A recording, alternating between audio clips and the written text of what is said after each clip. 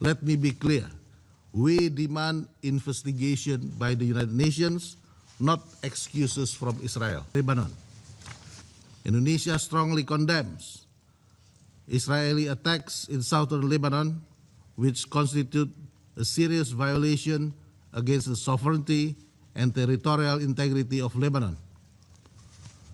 Indonesia continues to stand in solidarity with the government and the people of Lebanon.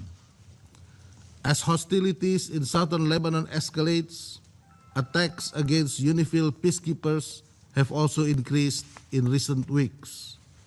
These repeated attacks are not mere incidents, but deliberate assaults aimed at undermining the UNIFIL and deterring its ability to fulfill the mandate of Resolution 1701. These attacks also represent a direct threat to international peace and security and may constitute war crimes under international law. We therefore demand an immediate, thorough, and transparent investigation. Let me be clear.